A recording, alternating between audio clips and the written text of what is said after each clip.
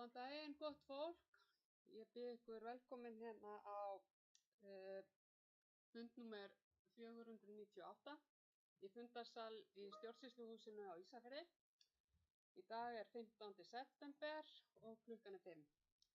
Hér eru mætt Gylfi Ólafsson, Jóhann Birkir Helgason, Kristján Þór Kristjánsson, Nanný Arna Guðmundsdóttir, Magnús Einar Magnússon, Aðalsteinn Egill Traustason, Bernharður Guðmundsson, Sigríður Júlía Brynleifsdóttir og Arna Lára Jónsdóttir, bæjarfulltrúar, og starfsmaður Bryndís Ósk Jónsdóttir.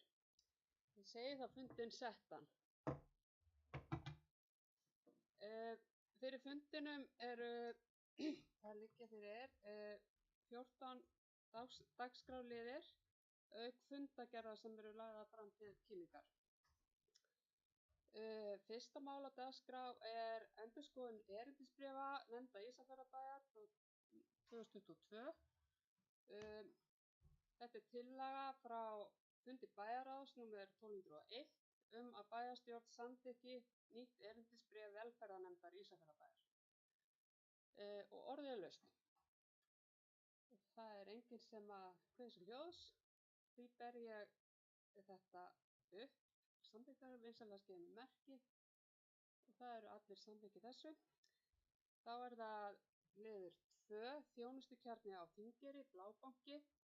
Hér er tillaga frá fundi bæjarráðs númer 1210 að bæjarstjórn samþykki að Sædís Ólöf Þórsdóttir verði kosin aðalfulltrúi í stjórn samfélagsmiðstöðvarinnar á Þingeyri, Blábanka, og að Jóhann Birkir Helgason verði kosin varafulltrúi. Orðið er laust. Það er enginn sem... Jú, Arna Lára, gjörðu svo vel. Já, forseti ágætu bæjarfulltrúar. Þetta er nú svona kannski bara undirbókur undir þau næstu skref sem við þurfum að taka varðandi bæði Blábankann og svo verkefnið okkar á Flateyri. Öll vatni dýraverð það hættur á áramótum og verkefni okkur á Flateyri er búið næsta vor og við þurfum svolítið að fara að huga því hver okkar næstu skref verða í þessu. Þannig að ég bara er að biðja ykkur að hugsa það, hvernig við ætlum að koma, eða ætlum við að halda áfram í þessu verkefnum og einhverjum öðrum hætti, en þessi verkefni er að hætta þessi, en það er þá spurning hvort að við viljum halda einhverju starfsemi áfram og þá með hvaða hætti. Og ég sé fyrir mér á Þingeyri þá gæti verið kannski við skoðum það að koma betur að Blábankanum og gera þá einhver áherslubreytingar á honum. Þannig ég bið ykkur að hugsa það með mér og með Blábankanum og ekki síst með íbúasamtökunum. En við þurfum einhvern veginn að huga því hvernig við gerum það, og svo náttúrulega skuldum við líka íbúum að huga heimastjórnum og það er lofar sem við eigum eftir að efna, og við ræddum það hér í uppað þessu kjörtímabili sem við myndum koma á starfshópi heimastjórnir, og það er kannski eitthvað sem við ætlum að skoða í samhengi við þetta. Takk fyrir þetta, Arna. Eru fleiri sem vilja taka til máls undir þessum lið?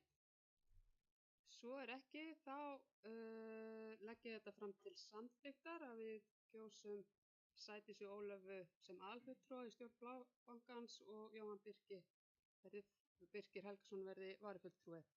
Vinsamlegast gefið mér merki. Og þetta er samþykkt samhljóða, eða samhljóma.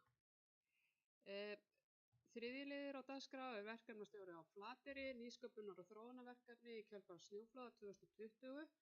Það er einnig tillaga frá fundi bæjarráðs númer 1210 að bæjarstjórn samþykki að Arna Lára Jónsdóttir og Jóhann Birkir Helgason verði kosnir fulltrúar í verkefnastjórn nýsköpunar- og þróunarverkefnisins á Flateyri. Og orðið er laust.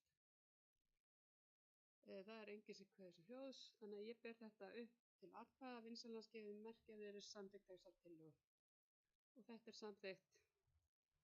Takk fyrir það. Þá er það liður númer 4. Það er samstarfsnefnd friðlandið Hornstrandir, tilnefning fulltrúa. Það er tillaga frá fundi bæjarráðs númer 1209 að bæjarstjórn samþykki að Gauti Geirsson og Andrea Harðardóttir verði fulltrúar Ísafjarðarbæjar í Hornstrandanefnd, samráðsnefnd friðlandi á Hornströndum, og orðið er laust. Það er enginn sem kveður sér hljóðs, þannig að ég ber þessa tillögu upp til atkvæða, vinsamlegast gefið mér merki ef þið eru samþykkt. Já, það allir samþykkt í þessu. 5. liður, það samstarf barnavernd á norðanverðum Vestfjörðum. Þetta tillaga frá fundi bæjarráðs nr. 1210 að bæjarstjórn samþykki að viðauka við samning Ísafjarðarbæjar, Bolungarvíkurkaupstaðar og Súðavíkurhrepps meðferð barnaverndarmála og kosningu í barnaverndarnefnd, en samningurinn samkvæmt viðauka gildir nú til 31. desember 2022. Og orðið laust. Arnar Lára, gjörðu svo vel.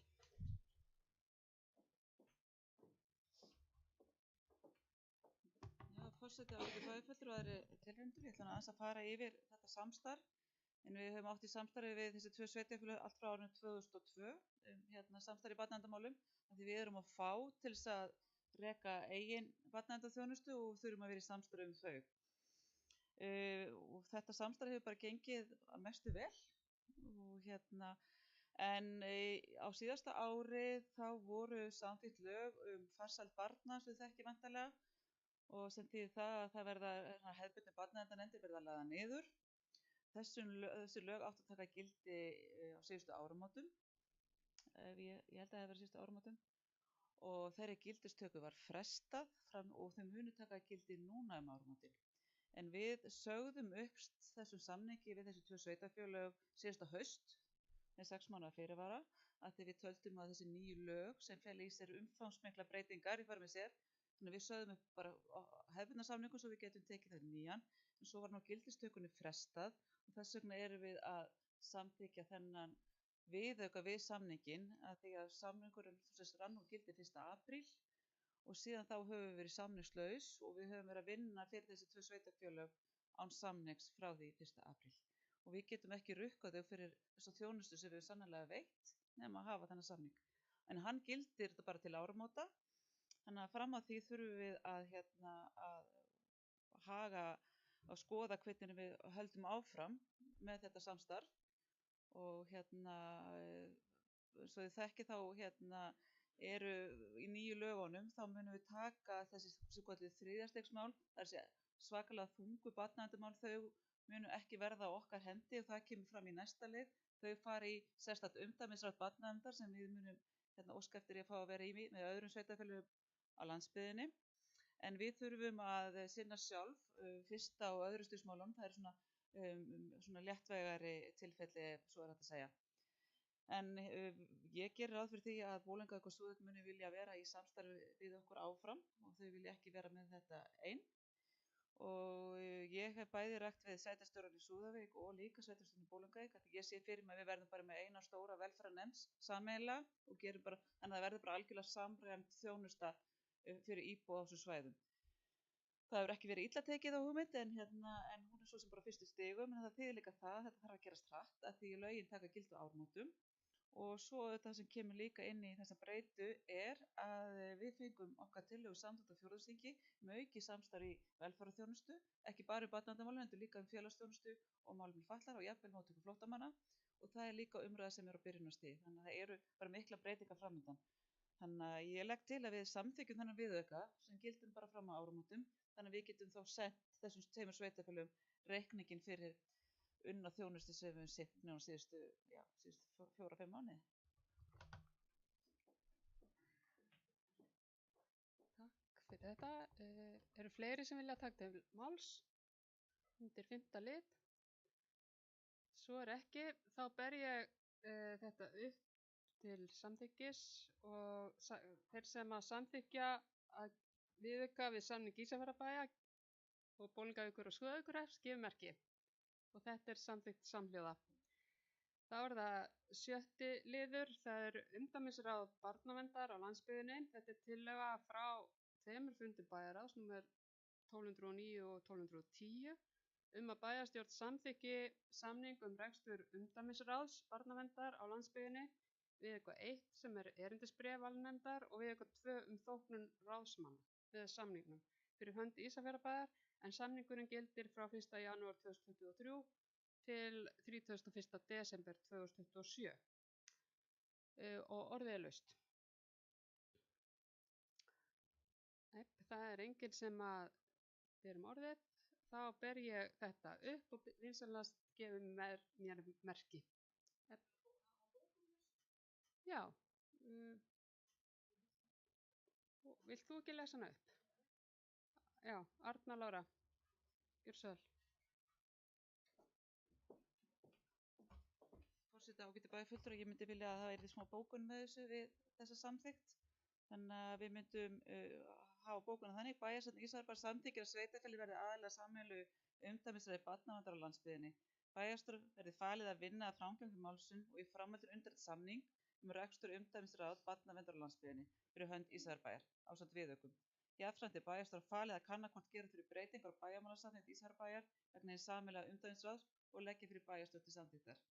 Þetta auðvitað þannig að við erum þá framselja ákveðið vald til þessa umdæmisráð sem tekur á þessum þriðjastigsmálum þegar það er að úrskurða umgengni og slíkt. Þannig að við erum að fela þessu umdæmi sem að fara með þessi mál fyrir okkar hönd og við munum greiða þá ákveðna þóknun til þessa umdæmisráð sem er þá starfandi fyrir hönd allra sveitarfélaganna og í því starfa lögfræðingur, sálfræðingur og svona sérfræðingar sem eru í þessum úrskurðarmálum. Og bara svona til upplýsingar, ég spurði sviðsstjóra hvað við erum svona vanalega með marga úrskurða á ári. Það stundum erum við með engan, en síðast ári við vorum með 2 og það er bara föst þóknun á þessu. Úrskurðurinn kostar 1 milljón, þetta er náttúrulega talsverður peningur og við reynum að koma hjá því að þurfa að fara svo langt í vinnunni að þurfa að úrskurða umgengni. Þetta reynum við að leysa þetta með foreldrum og forsjámönnum áður en til þessa kemur.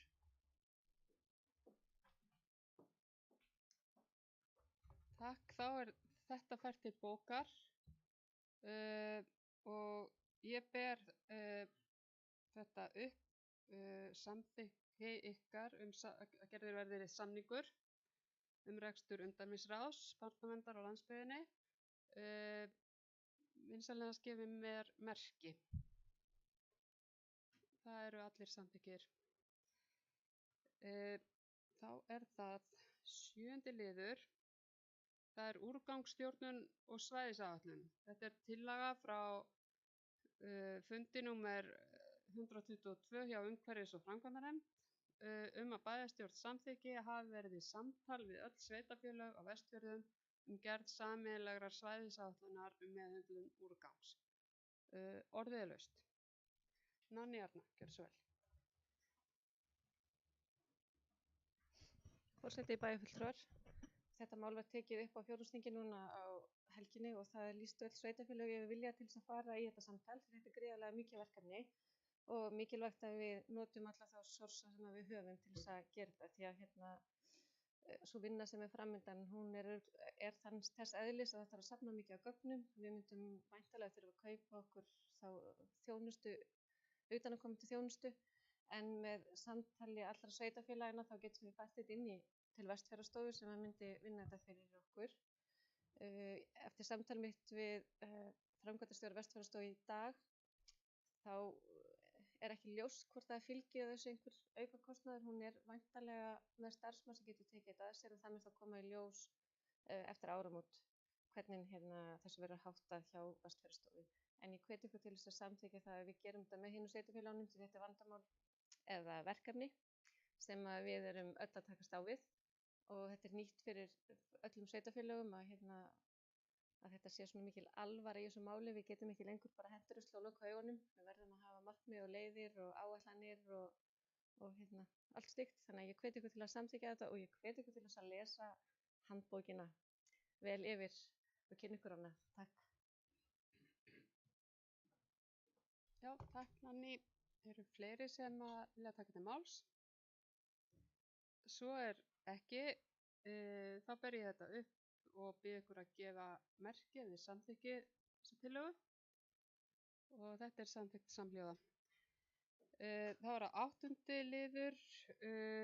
Það er Breiðadalur, smávirkjun eða neðan Breiðadalsvirkjunar. Þetta er tillaga frá fundi skipulags- og mannvirkjanefndar númer 592 að bæjarstjórn samþykki uppfærða tillögu að upprætta deiliskipulagi vegna Breiðadalsvirkjunar í Breiðadal í Önundarfirði. með vísan til 3. málsgreinar og í 41. grein skipulagslaga númer 123 frá 2010. Orðið er laust. Það er enginn sem að kveða sér hljóðs, þannig að ég ber þetta þá upp og bið ykkur að gefa mér merki ef þið eru samþykkt þessu. Þetta er samþykkt samhljóða. Þá er það mál númer 10. Túngata 5 á Flateyri, umsókn byggingarlóð undir bílskúrsgeymslu. Þetta er tillaga frá fundi skipulags- og mannvirkjanefndar númer 592 að bæjarstjórn samþykki að Guðfinnu Hinriksdóttur verði úthlutuð lóð við Tungugötu 5 á Flateyri samkvæmt umsókn með þeim reglum sem í gildi eru og settar kunna að verða. Gatnagerðargjald skal lagt á samkvæmt A-lið 3. greinar samþykktar gatnagerðargjöld í Ísafjarðarbæ.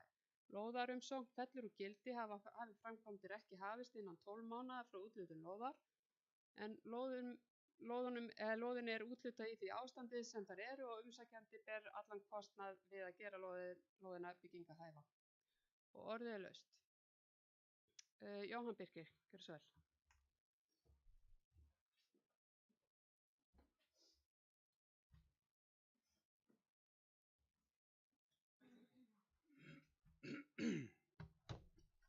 Forseti, bæjarfulltrúar. Aðeins varðandi þetta mál. Það er gamalt deiliskipulag á Flateyri frá árinu 1999 og þar er þessi lóð deiliskipulag sem, skal ég segja, iðnaðarhús ein hæð og þar er leiðandi sem aðalskipulagi iðnaðarsvæði. Ég veit að það er bara verið að sækja lóðina og ég veit ekkert hvað kemur þarna, en í umsóknarblaðinu kemur fram bílskúr geymsla eða ekki. Landsvæði á Flateyri, það er takmarkað sko, þannig að þetta er auðlind á þessu svæði og að heimila lítinn sætan bílskúr á þessu lóð finnst mér pínulítið bruðl. Það stendur hérna að hámarksnýtingarhlutfall sé 0,2 en ekkert lágmark á þessu, en lóðin er 800 fermetrar þannig að þarna má vera 400 fermetra húsnæði. Nei, ekki 400, 200 fermetrar. 160 nákvæmlega. Þannig að ég vil bara, sko, það sem ég er að reyna að segja er ég vil svona reyna að tryggja það að það sé ekki verið að fara illa með landsvæði á Eyrinni og Flateyri og að við föllum ekki í sömu greifi og við höfum gert oft áður að hleypa hverju sem er í gegn. Við verðum að passa það. Takk. Já, forseti óskar eftir því að varaforseti taki við stjórn og biður orðið. Sigurður Júlía hefur beðið orðið. Já, þetta er alveg mjög góður punktur hjá þér, Jóhann Birkir, og þetta var einmitt rætt í nefndinni og ég gleymdi að segja forseti. Þarna klikkaði ég illilega. Afsakið, ég biðst afsökunar innilega. En umræður í nefndinni voru á þann veg að okkur fannst okkur ekki vera stætt á því að hafna þessu, þar sem við gerðum ráð fyrir að viðkomandi vissi hvað hann var að sækja. Að þetta væri þannig í pottinn búið, að þetta væri iðnaðarlóð skilgreint. Og við í nefndinni ásamt starfsmönnum nefndarinnar gátum ekki séð að við hefðum í rauninni rök til þess að hafna þessu sem slíku. Þannig að ég þakka kærlega fyrir, vonandi hef ég svarað þessu nægilega.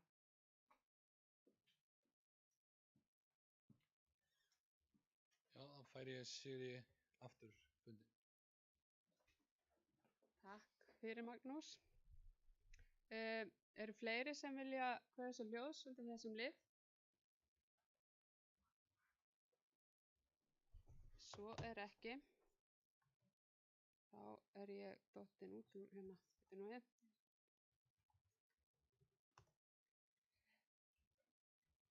Já, þá ætla ég að bera þetta upp liður 9, Tunggata á Flateyri og bera þetta upp í bæjarstjórn hvort þið samþykki þessa úthlutun. Vinsamlegast gefið mér merki. Og þetta samþykkt samhljóða. Þá það 10. liður, óskum breytingu á aðalskipulagi vegna mjólkárlínu 2. Þetta tillaga frá fundi skipulags- og mannvirkjanefndar númer 592 og óskar eftir að bæjarstjórn heimili að hefja málsmeðferð í samræmi við 30. grein skipulagslaga númer 123/2010 þessa breytingu á aðalskipulagi. Og orðið laust. Það enginn sem kveður sig hljóðs og þá ber ég þetta upp til atkvæða. Vinsamlegast gefið mér merki ef þið eru samþykk. Og þetta samþykkt samhljóða. Númer 11, það umsókn lóð við Sundabakka.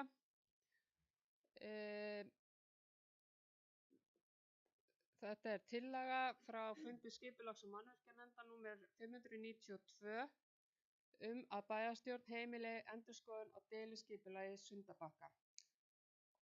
Orðið laust og forseti óskar eftir að varaforseti taki við stjórn.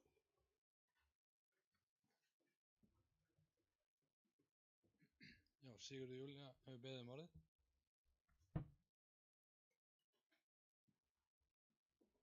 Já, forseti.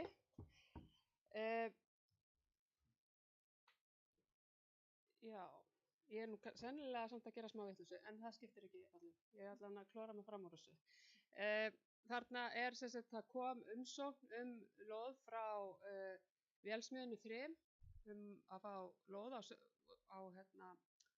Sundabakka. Það ljóst að það þarf að eiga sér stað uppstokkun á skipulaginu og það var nefndin tók jákvætt í erindið en vildi samt vinna þetta í samstarfi við fleiri og í ljós þess að þyrfti að endurskoða að þá gátum við ekki úthluta lóðinni strax. Þannig að við óskum eftir því að farið verði í vinnu við endurskoðun á deiliskipulaginu. Takk fyrir.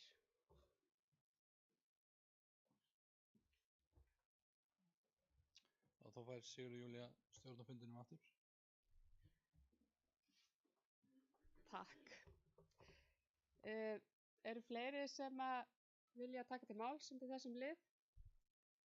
Já, það aldeilis. Það voru alveg 3 hendur á lofti, þannig að ég ætla að byrja að bjóða Jóhann Birgi að koma í punktið.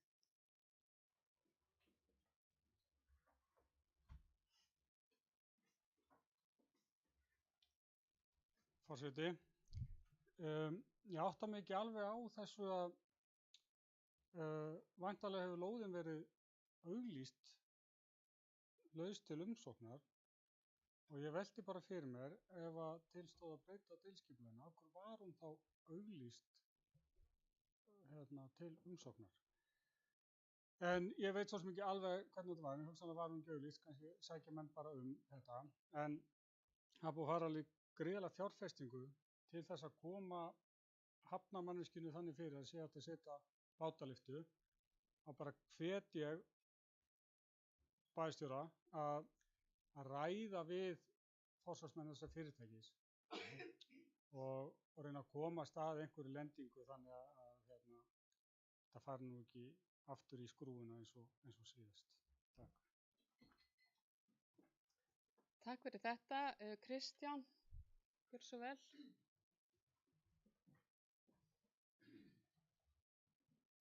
Já, forseti, bæjarfulltrúar. Ekki hvort ég að svara þessi. Ég sat með þeirra fund og mér finnst nú eins og þeir séu bara að sækja 5.000 fermetra lóð óskilgreind. Þeim vantar bara lóð, sko. Ég held að það sé, bæjarstjóri getur þá svara hvað sé fyrir ykkur, en ég að velta fyrir mér að taka upp deiliskipulag Sundabakka, hvort að það þýðir bara í lóðir á Sundabakkanum eða hvort það þýðir eitthvað suðurtangan í heild sinni. Ég held að við þurfum fyrir rest að fara að taka þær ákvarðanir hvort að við þurfum atvinnuhúsalóðir fleiri, hvað við ætlum að gera þessu áttaveltur hérna í Skutulsfirði þar sem að íbúðabyggð er áætluð við suðurtanga, hvort við ætlum að breyta henni í atvinnuhúsalóðir eða hvort við ætlum að halda því. Ég hreinlega get ekki gert upp hugmynd heldur, en það þyrfti einhvern veginn að gera einhvers konar rannsókn á því hvað við höldum við þurfum í framtíðinni. Það var nú á þessu fundi líka samantekt frá einstakling frá Eflu þar sem að hann var að gera okkur grein fyrir ýmsum breytingum sem verða í hafnarmannvirkjum og skipulag hafna, og þar kom meðal annars fram hjá honum að gámasvæði núverandi sem er skipulagt mun ekki duga nema með minni 10-15 ár miðað við áætlanir um breytingar á gámaflutningum og öðru slíku. Á skýrsluna sem er þess að hér á borðinu ef ykkur vill lesa hana. Þannig að ég held að það þurfi jafnvel að taka þá upp bara allan suðurtangan eins og hann leggur sig og taka ákvarðanir þetta svæði sem er núna með íbúðalóðir, hvort við ætlum að halda því að hvort við ætlum að fara áfram og hvar við ætlum þá að byggja upp atvinnustarfsemi ef að við ætlum ekki að gera það á suðurtanganum þar sem núverandi íbúðarhúsalóðir eru. Takk Kristján. Arna hefur beðið orðið. Já, forseti ágæti bæjarfulltrúar, kannski byrja sig því. Ég hef fundað með Vélsmönnum 3 og þeir eru ekki að sækja neina ákveðna lóð, þeir vilja komast náttúrulega bara sem næst klaufinni sem verður gerð í Sundabakkanum til að koma þessum upptökjum mannvirkjum fyrir svo þeir geti farið að þjónusta báta. Og það sem gerðist náttúrulega á síðasta kjörtímabili var að það var ekki til lóð fyrir það þar sem þeir vildu vera. Þeir vilja náttúrulega vera sem næst upptökjum mannvirkjunum. En það að Arctic Fish skilaði inn gríðarlega stóra lóð á Sundabakka, það gaf okkur tækifæri til að hreyfa eins við skipulaginu. Og það það sem skipulagsnefnd er að leggja til að við gerum núna sem fyrsta skref er að taka Sundabakkann sjálfan og það liggur mest á að skipuleggja það. En svo það alveg rétt að við þurfum, eins og Kristján nefnir, við þurfum að skoða þessa íbúðabyggð sem er skipulögð á Suðurtanga, rauninni við hliðin á safninu, rauninni hinum yfir götuna. Það muni vera gríðarlega kostnaðarsamt að hafa þar íbúðabyggð af því það þarf að hreinsa þar jarðveg og ýmislegt sem held ég að sé bara kostnaðarsamt fyrir okkur, og ég tel að við munum þurfa þetta bara sem iðnaðarlóðir, og við erum með vaxandi starfsemi og við finnum fyrir þessari eftirspurn að vera á Suðurtanga og við erum þegar farin að ræða þarna við hagaðila. Við erum búin að tala við Vélsmönnum 3, við erum búin að tala við HG og Háafell og það eru fleiri sem vilja vinna með okkur og við þurfum að gera þetta bara í góðu samstarfi og allir geti lifa vel góðu samlæti á Sundabakka. En það eru þá skref 2 að það væri að taka upp þetta skipulag sem með íbúðabyggð og ég held að sé einsýnt að þar verði ekki góð íbúðabyggð. Jarðvegurinn er mengaður, það einhver efni í honum sem ekki gott að hafa undir íbúðahúsum, en það í lagi undir iðnaðarhúsnæði ef ég skil sérfræðingana fjórðu hæðinni rétt. Þannig ég held að það væri rökrétt stig númer 2.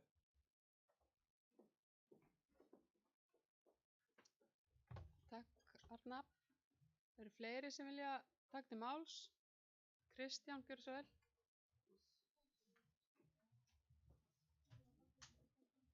Já, forseti, bæjarfulltrúar, ég vil kannski bara áfram lýsa því yfir að ég hef ekki alveg tekið endanlega afstöðu til þessa íbúðabyggðar eins og hún er núna. Ég vissi af þessum með jarðveginn og það verður kostnaðarsamt, en ég er ekki sammála að þetta gæti ekki orðið einhvers konar, ég veit ekki hvers konar flott íbúð, það kvöldsólarna og það útsýni við pollinn og það ýmislegt gott við þetta svæði, sko. Þannig að ég held bara að við þurfum einhvern veginn að sjá fyrir okkur framtíðina af atvinnuhúsalóðum og hvað við þurfum og taka þá beinskipta ákvörðun með það og þá hvort við og hvar við ætlum þá að færa íbúðabyggðin eða hafa það lóðir annars staðar. Takk. Eru fleiri sem vilja taka til máls undir þessum lið? Nei, svo ekki. Þá ber ég þetta upp til samþykkis. Bæjarstjórn heimili endurskoðun og deiliskipulag í Sundabakka. Ef þið eru samþykka þessu, þá vinsamlegast gefið mér merki. Og þetta er samþykkt samhljóða.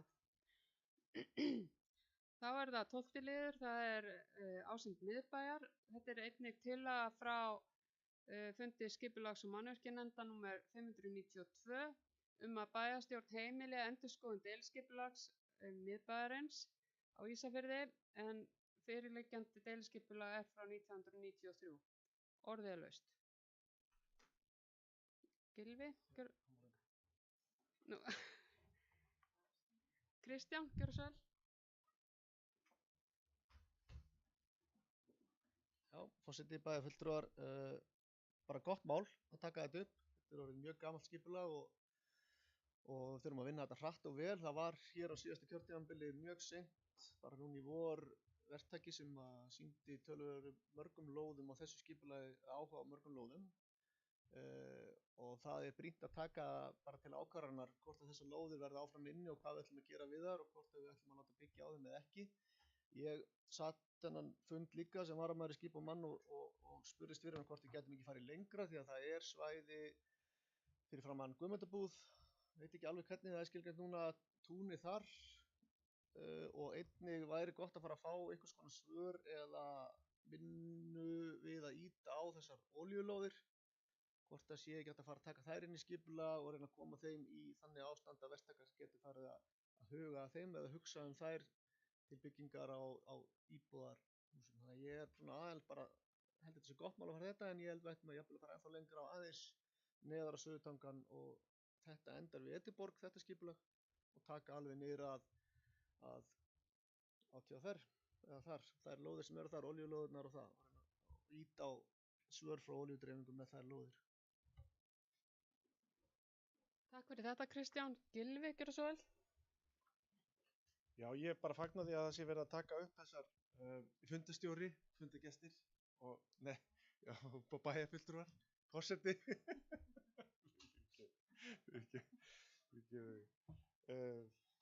Það sem maður á að gera, maður á bara að standa í báða fætur og anda inn og gera þetta rétt. Forseti, bæjarfulltrúar. Ég fagna því að það sé verið að taka upp þetta deiliskipulag. Eins og Kristján kemur inn á í sínu máli að þá er þetta gamalt skipulag frá 93, það er gert ráð fyrir tjörn hérna fyrir aftan stjórnsýsluhúsið, miklu bílastæðaflákum og vegna þess hvað þetta er úrelt að þá er erfitt að úthluta þessum lóðum sem að verktakar hafa óskað eftir. Það eru kannski sérstaklega 3 lóðir sem að falla hérna undir skipulagið sem að er freistandi að úthluta á grundvelli þessa deiliskipulags en ég held að það sé betra að taka upp skipulagið og gera þetta almennilega.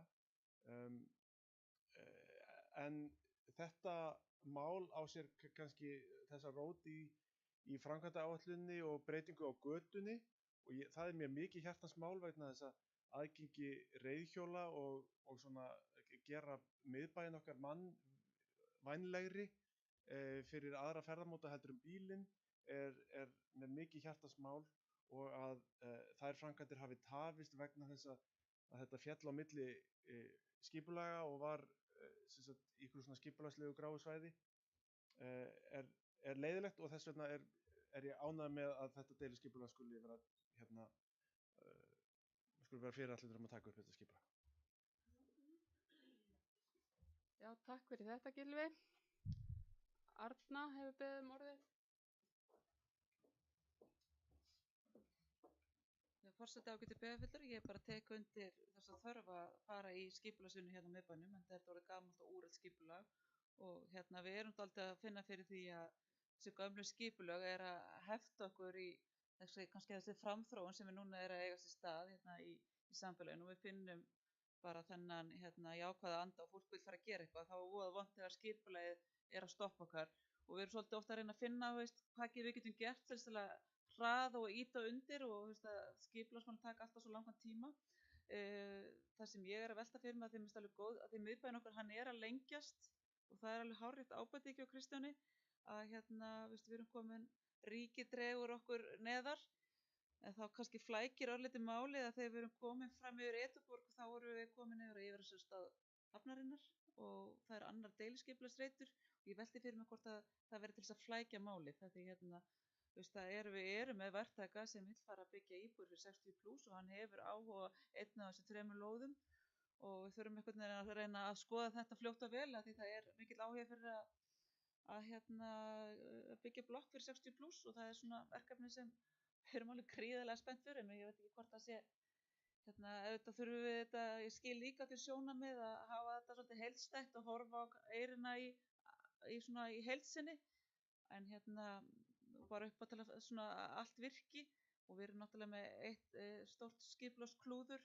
fyrir tíma fyrir framan okkur og það er við erum að horfa á greiðlega gámaflutninga frá Bolungarvík framundan sem þurfa að komast í gegnum eyrin okkar og þetta er vandi sem við höfum ítt á undan okkur til fjölda ára hvað ætlum við að gera við 20 gámabíla á dag ætlum við að taka það gegnum Sólgötu og Rannargötu og þetta er eitthvað svona sem við þurfum að ræða líka þannig að ég er svona velta fyrir mig svo að við tefjum ekki þessi framfara verkefni við byggingu íbúða en á sama tíma þurfum við að horfa á skipulagi eyrin í heilsinni þessi ræði mín er ekki til að einfalda máli ég heyri það en ég fagna allan umræðinni.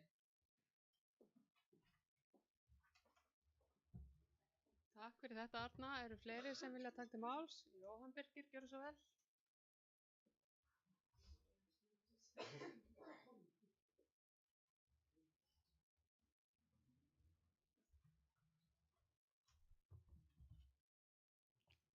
Forseti, bæjarfulltrúar.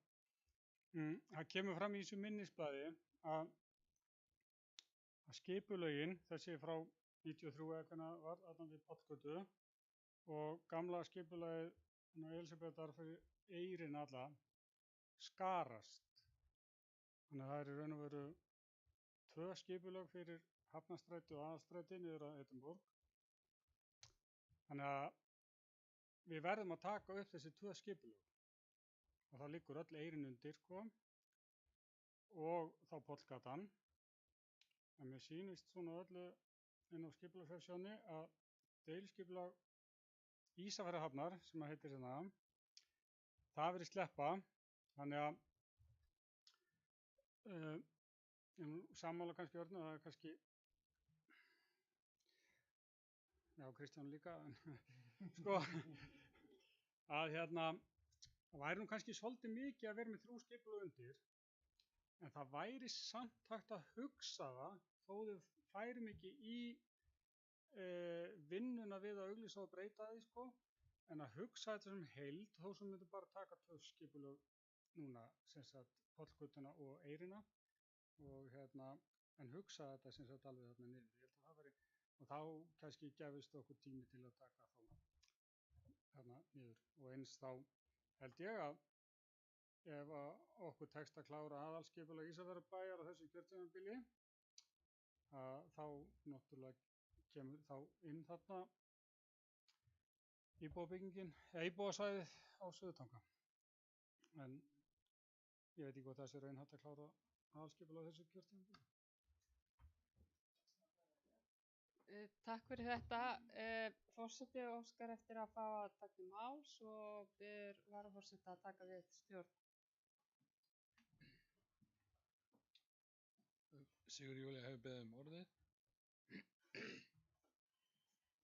Forseti og aðri fundarmenn, mér finnst þetta alveg frábærar umræður sem eiga sér staðina og og það er alveg rétt að þetta þarf að hugsa þetta allt sem eina heild og allt svoleiðis en það sem vakir fyrir skipulagsnefndinni er að koma þessu í gang þessari vinnu þannig að við getum svolítið farið að taka skrefin fram á við útluta lóðum og annað slíkt. Ef við erum að taka stærri svæði þá held ég að það muni hægja svolítið á ferlinu eða svona vinnunni af því þetta er auðvitað flókið en ég get alveg ég held þetta sé bara þetta stóra verkefni okkar á þessu kjörtímabili að halda áfram þessari vinnu við að endurskoða deiliskipulög sem eru fyrir og að deiliskipuleggja þar sem er ekki til deiliskipulag innan sveitarfélagsins og í þéttbýliskjörnunum. Þannig að það er svona það sem að Ég myndi vil leggja hérna fram en legg til að við samþykkjum þetta skref að hefja þessa endurskoðun sem er tiltekin hérna. Takk fyrir.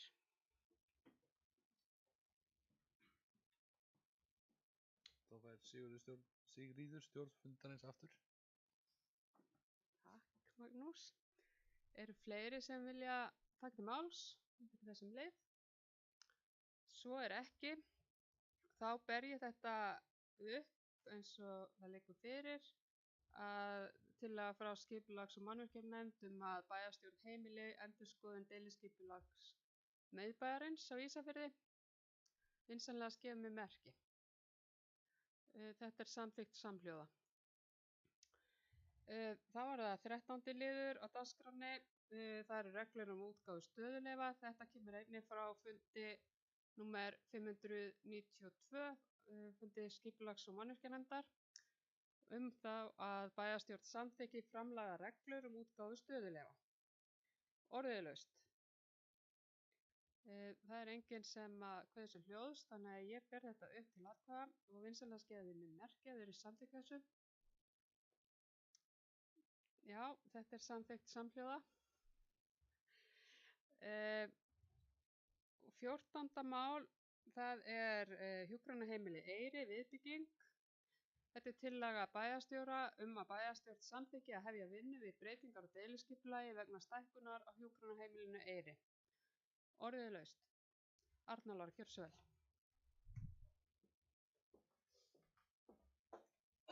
Forseti, ágætu bæjarfulltrúar, vitið þið nokkuð skipulagsfræðing sem vantar vinnu? Nóg að gera hjá ykkur í því. En kannski byrja því að upplýsa að ég átti hér fund í vikunni með framkvæmdastjóra ríkisins og heilbrigðisráðuneytinu til þess að fara yfir þessa fyrirhuguðu stækkun á Eyri. Þessi vinna hófst á síðasta ári og nú þarf hún að halda áfram og það er verið að skoða þessar 2 staðsetningar á viðbyggingu fyrir þessi 10 rými og við erum óskað eftir því að báðir þessir reitir verði skoðaðir, þannig að við séum ekki að taka ákvörðun núna hvort það verði farið norðanmegin eða sunnanmegin við Eyri.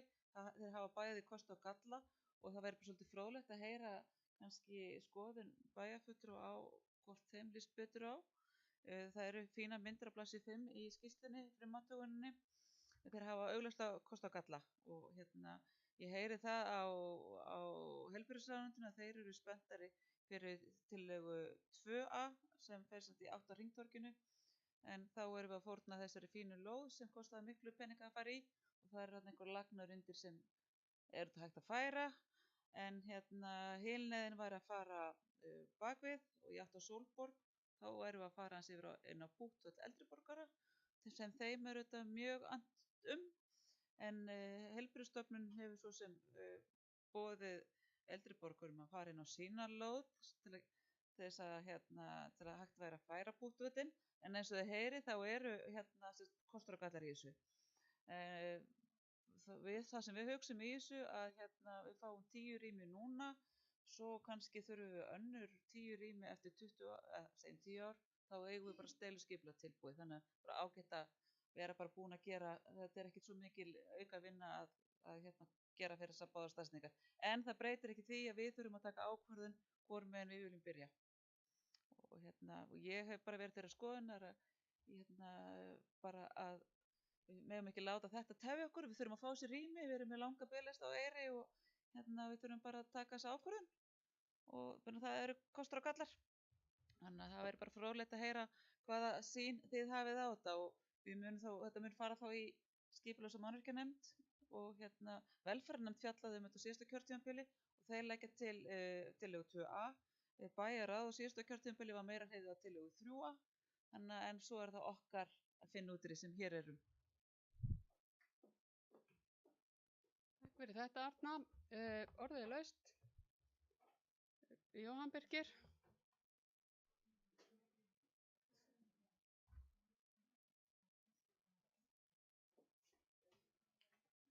Forseti, bæjarfulltrúar, það kemur bara upp geirfuglinn í mér,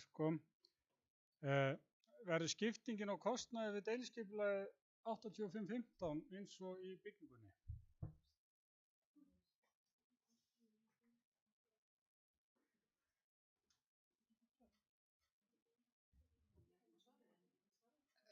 Orðið er laust. Arna Lára.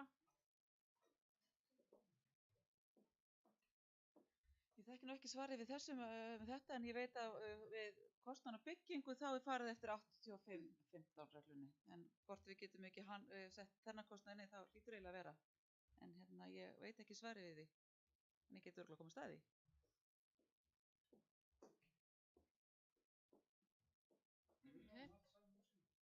Eru fleiri sem vilja taka? Já, Kristján, gjörðu svo vel.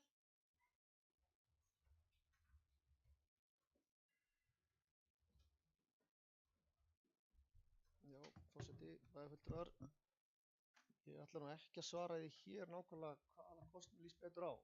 Mér finnst ég þurfa kannski aðeins betri upplýsingar um það. En miðað við mál Örnu við sem að fá 10 núna og 10 eftir 10 ár, þá er þetta væntanlega spurning um hvað er betra að fórna núna en hvað er betra að taka eftir bíða með í 10 ár, sýnist mér sko. Þannig að ég bíð bara spenntur eftir, við hljótum að fá einhvers konar frekari valkosti og frekari skýringar á kostnaðarliðum hvors hluta. Ég gerir ráð fyrir að eldri borgarar muni ekki standa undir því að allir kostnaðurinn við færslu bútvallar færist yfir á þau, þannig að einhver kostnaður verður við það og svo þá væntanlega hver kostnaðurinn er við að fara nær hringtorgi og með þær lagnir og slíkt, þannig að við hljótum að fá þær upplýsingar síðar, gerir ég ráð fyrir. Þá er þetta að taka betri ákvarðanir og upplýstari. Ég hef svona meira bara veltaði fyrir mér sko einhverju sem við getum ekki breytt sem er mjög skemmtilegt. Verandi alltaf að eldast og annað slíkt, af hverju var ekki gert ráð fyrir hjúkrunarheimili og 2 hæðum og nýta landsvæði Eyrarinnar. Það er eina sem ég velta fyrir mér. Hefði það nú ekki verið sniðugra? Takk.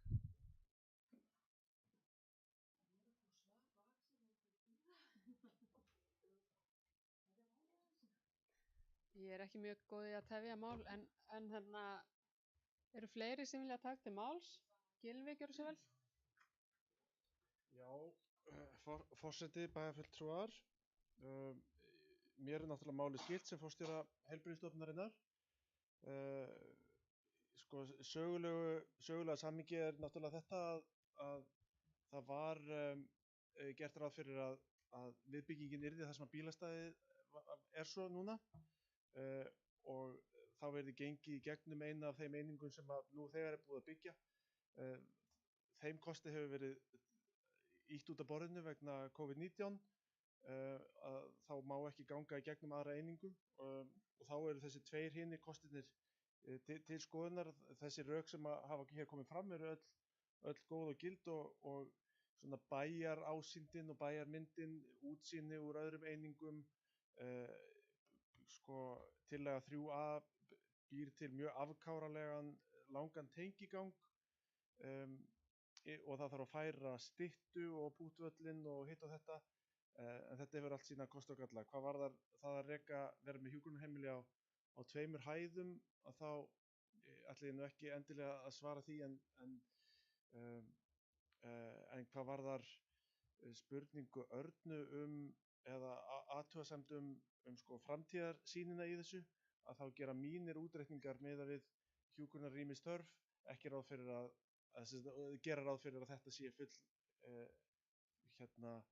fullnægi þörfum næstu áratuga vegna þess að það sem að mun gerast næstu áratugum og hefur verið að gerast er að það er meiri áhersla á að halda fólki heima og gera fólki kleift að vera heima eins lengi og hægt er í fyrsta lagi og í öðru lagi er íbúa samsetningin þannig og aldurssamsetningin þannig að það mun ekki endilega þurfa þessi 50 rými en 40 rými er það sem að hefur alltaf legið fyrir að þurfi og raunin ef við skoðum biðlistana er slík. Takk fyrir þetta Gylfi. Arna, gjörðu svo vel. Já, forseti ágæti bæjarfulltrúar. Ég tek náttúrulega reikninginn að okkur eftir að fjölga stórkostlega. Þannig að þess vegna gerir ég ráð fyrir þessari aukningu. Það mun vera þannig að við munum líta svo á að gera kostnaði við gerð deiliskipulags hluti af kostnaði við framkvæmdina, þannig við munum reyna að fá ríkið til að borga 85 og við 15. Þannig til annað kemur ljós verðum við munum halda því fram. Þetta sé bara eðlileg hluti af framkvæmdina deiliskipulag gerð. Takk fyrir þetta. Eru fleiri sem vilja taka til máls undir þessum lið? Svo ekki, þá ber ég þetta upp og bið ykkur að bæjarfulltrúar að gefa mér merki ef þið samþykkið að heimila það að hefja vinnu við breytingar á deiliskipulagi vegna stækkunar á hjúkrunarheimilinu Seljaskeiðarverk. Og þetta er samþykkt samhljóða. Þá eru lagðar fram fundargerðir. Fyrsta það er lögð fram til kynningar fundargerð númer 1209 frá fundi bæjarráðs sem haldinn var 5. september 2022. Fundargerðin er í 12 liðum og orðið er laust. Og það er enginn sem gefur merki, þá er hún bara framlögð.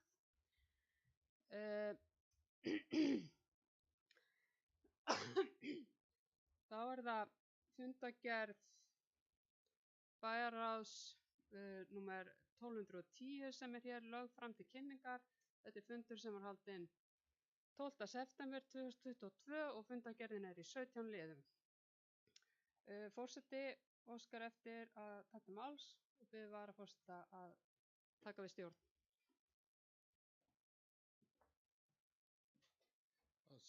Sigurður Júlía hefur beðið orðið. Forseti og aðri fundamenn. Ég ætla að taka til máls undir lið númer 4 stöðu leikskólamála við Skutulsfjörð. Þar sem að lagt var fram bréf, og þetta fór fyrir fræðslunefnd líka. Þetta var lagt fram bréf frá Jóni Lind Kristjáns sem er deildarstjóri á Tanga sem varðar væntanlega stöðu á fjölda barna á 5 ára deildinni í Tanga haustið 2023 og þarna er nefndin fræðslunefnd og bæjarráð að láta kostnaðarmeta hugmyndina sem að kemur fram í þessu bréfi um að gera aðstöðu upp í svæðin við Stórurð og ég ætla bara að taka til máls því að ég fagna þessu erindi. Mér finnst það bara aðdáunarvert og ótrúlega jákvætt þegar við fáum svona lausnamiðaðar tillögur inn á okkar borð og ég bíð spennt eftir úttekt á svæðinu sem að umræðir og kostnaðarmatinu. Annað var það nú ekki. Takk fyrir.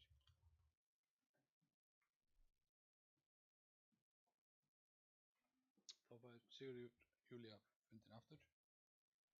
Takk fyrir Magnús. Eru fleiri sem vilja taka til máls? Gylfi?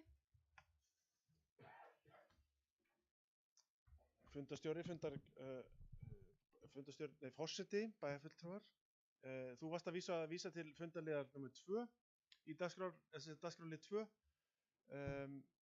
sem að fjallaði þetta skógarhús og ég tek undir það að þetta er mjög lausnamiðað og verður spennandi að sjá hvaða kostir koma þar upp úr pokanum þegar það verður skoðað nánar hvað hentar fyrir lausn af þessu tagi og er eftir þessum skóla tekið á landsvísu hvað hann er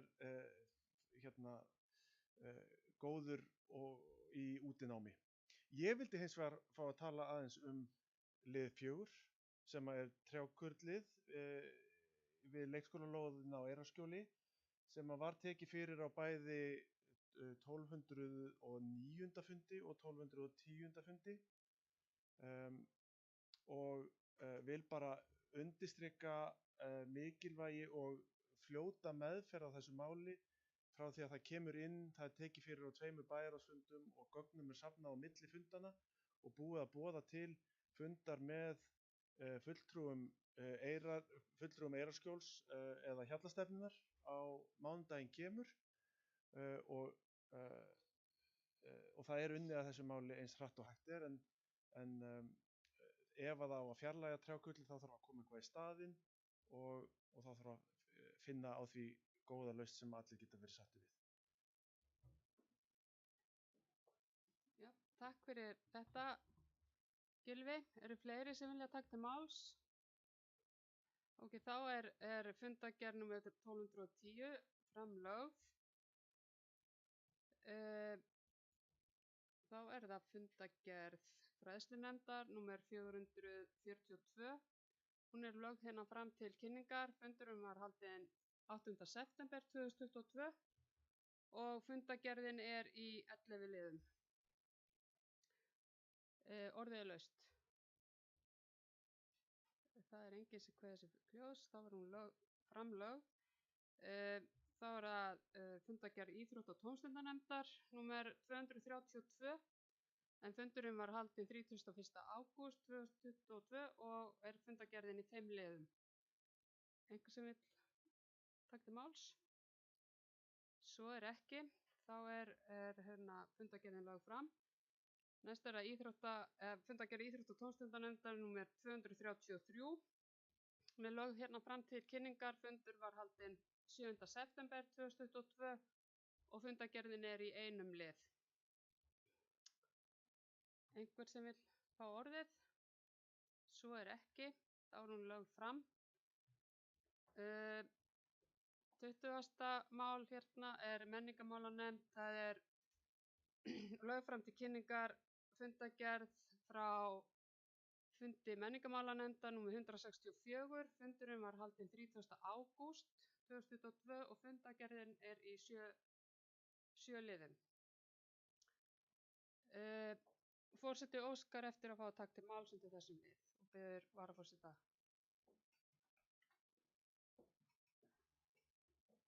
Sigríður Júlía hefur beðið orðið. Já, forseti og aðrir fundarmenn. Mér langar til að taka til máls undir lið númer 6 og ég vona að ég sé að vísa í réttan lið. Og þessi liður fjallar menningarstefnu Ísafjarðarbæjar. Þarna eru lykilorðin tímasett aðgerðaráætlun og fjármagn. En þessi menningarstefna er eins og þið vitið, hún er menningarstefna Ísafjarðarbæjar 2022-2032. Hún var samþykkt í vor á fundi bæjarstjórnar. En með tillögu menningarmálanefndar samþykkt þessara stefnu, þá var það ósk þeirra að stefnunni fylgdi aðgerðaráætlun. Og vinna við þessa aðgerðaráætlun, hún hófst núna síðla sumars og er á lokametrunum að mér skilst. En verkefnisstjóri Vestfjarðastofu, Skúli Gautason, hann stýrir þeirri vinnu og eins og hann gerði við stefnuna sjálfa. Og þá er lagt til að gert verði ráð fyrir fjármunum vegna aðgerða í áætlun 2023. En nánari fjárhæð kæmi þá fram í aðgerðaáætluninni sjálfri. Og þá er verið að vinna að því að þessi aðgerðaáætlun, að henni verði tímasettri aðgerðaáætlun með krónutölu verði lögð fram ekki síðar en á fundi bæjarstjórnar 3. nóvember næstkomandi. En mér langaði til að segja að það er til lítils að vinna svona plagg, er lítið að gert með það og mér langar til að hvetja fólk til að kynna sér það og þó að maður einnig velta því fyrir sér hvort að vinna ætti þetta á stærri skala og þá í tengsli við nágrannasveitarfélög eða jafnvel öll sveitarfélög á Vestfjörðum. Það gæti mögulega þjappa fólki enn meira saman sem og að það mætti nýta fjármagni betur. En þetta er ekki bein tillaga sem ég er að leggja hérna fram, heldur bara hugleiðingar. Og svo ætla ég svona í lokin að minna á að menning, hún er allt það sem gerir okkur að mönnum. Takk fyrir.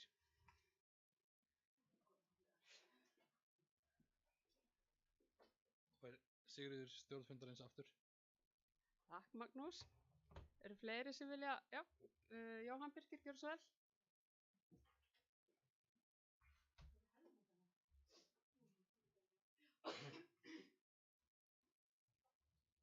Forseti, bæjarfulltrúar, hann er alltaf hræddur við að setja aðgerðaáætlun og peninga og binda þetta allt þannig að við getum ekki hreyft okkur. Við erum með fráveitukerfi sem kallar á miklar fjárfestingar. Við erum ekki með aðgerðaáætlun og og tímasetta áætlun í því og fjármuni. Við erum með gatnakerfi, við erum með eignasjóð, við erum með fullt af þessu. Ef við ætlum að gera þetta, væri svo sem fínt, þá þyrftum við ekki að vinna fjárhagsáætlun, það væri búið að negla þetta næstu ári. Þannig ég er alls ekkert á móti þessu, en við verðum að passa okkur að bindi okkur ekki svo mikið að við getum ekki hreyft okkur í fjárhagsáætlun gerð þegar að þarf að hagræða eins og gerist á hverju einasta ári. Takk fyrir þetta. Eru fleiri sem vilja taka máls undir liðnum fundargerð menningarmálanefndar? Svo ekki, þá fundargerðin lögð fram til kynningar. Þá það fundargerð skipulags- og mannvirkjanefndar númer 592, fundur sem var haldinn 12. september 2022 og fundargerðin í 11 liðum. Orðið laust þessa fundargerð. Það enginn sem hefur kveðið sér hljóðs, þá hún lögð fram. Að lokum þá lögð fram til kynningar fundargerð númer 122 umhverfis- og skipulagsnefndar en fundur var haldinn 7. september 2022. Fundargerðin í 7 liðum og orðið laust. Forseti óskar eftir að fá að taka til máls og biður varaforseta að taka við stjórn fundarins. Sigríður hefur beðið orðið. Forseti, aðrir fundarmenn. Ég með, langar til að taka til máls undir lið númer 4. Þetta varðandi snjómokstursreglur og mokstursleiðir í Ísafjarðarbæ. Í fundargerðinni kemur fram að þær lagðar hana fram þessar reglur og nefndin var beðin að taka afstöðu til þess hvort að endurskoðunar væri þörf og starfsmanni nefndarinnar var falið að vinna málið áfram og leggja það fram aftur. Ég með 2 spurningar. Það að segja þá hvenær má gera ráð fyrir að þetta komi aftur fyrir nefndina og svo verða þessar mokstursreglur og mokstursleiðirnar verða þær orðnar undir hverfisráðið. Takk fyrir.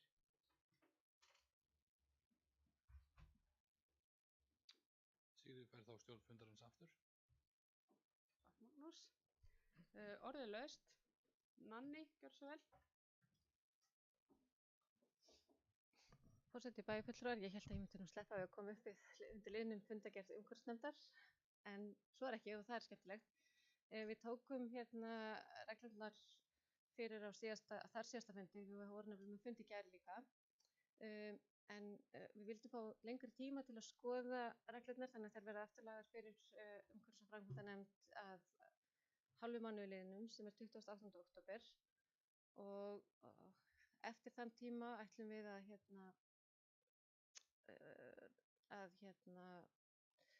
hafa samband við hverfisráðin. Það verða ekki í svona fyrstu stigum, þá gerum við ekki ráð fyrir gríðarlega miklum breytingum.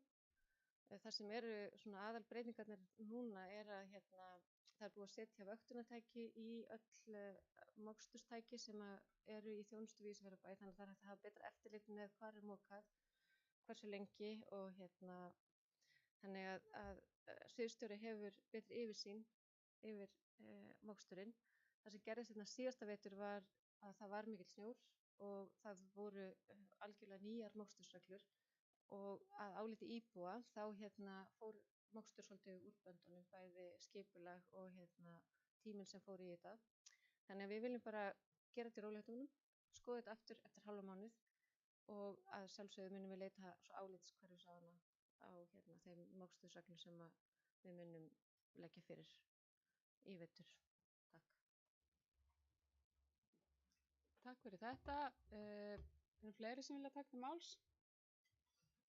Svo ekki, þá fundargerð umhverfis- og framkvæmdanefndar númer 122 lögð hér fram til kynningar. Þá dagskráin tæmd. Ég þakka ykkur kærlega fyrir góðan fund og segi